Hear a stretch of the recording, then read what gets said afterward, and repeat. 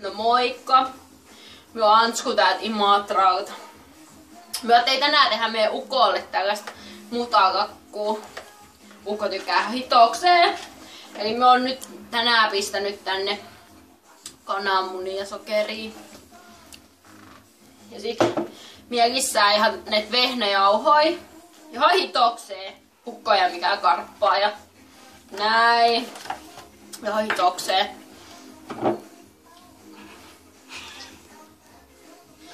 Noin. Sekoitetaan.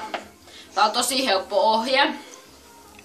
Maikki on tuossa tänään käymään ja me ajattelin tehdä sillä, että me pyöräyttäisiin samanlaisen mutakakun. Mie en todellakaan... Mie en oo niin ujo, kun mie on tää omas keittiös, oma valtakunta. Noin. Maikki sanoi, että mulla on oikeus mun omiin tunteisiin. Mie todellakin näytän niitä tai mun keittiös. Aina kun mie on vihainen mun ukolle, mie tuun leipoo. Mie leivoo mutakakku, mie leivoo pullaa ihan niinku... Kaikki luulee, että mä oon ihan hiton niinku... ujo. En mie oo. Mie vaan niinku leivon niitä tunteita ulos. Mie todellakin leivon niitä tunteita ulos. Tässä mutakakussa tässä on nyt kaakaojauhot sekoitettu. Tässä on hirveän monta tunnetta. Tässä kaikki mun tunteet.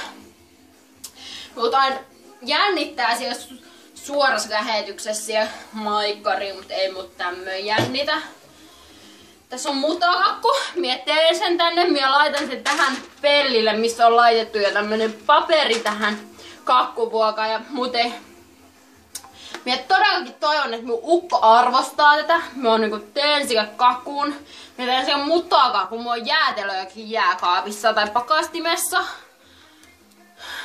Mulla on todellakin oikeus mun omiin tunteisiin. Mulla on oikeus leipoa. Mulla on oikeus tehdä mutakakku.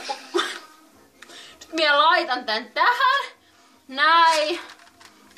Ja näin. Maikki tulee tänään käymään, se saa osaa tästä mutakakusta. Tää on kyllä tosi niin helppo tehdä, että mie ehkä teen Maikille oman mutakakun. Näin mie pistän kaikki taikinat tähän. Siis todellakin toivon, että meidän ukko arvostaa tätä. Näin. Mie ehkä laitan meidän ukon syömään tätä mutakakkua illalla. Ehkä laitan syömään illalla. Sitten ehkä minä yritän, että jos voitais jotenkin jatkaa sitä, että onne meidän ukko ei ikinä innostu, mutta ehkä tää mutakakku saa sen tajuun, että minä todellakin rakastan sitä. Sen jälkeen kun Maikki on tietty lähtenyt täältä kotonta. Jep.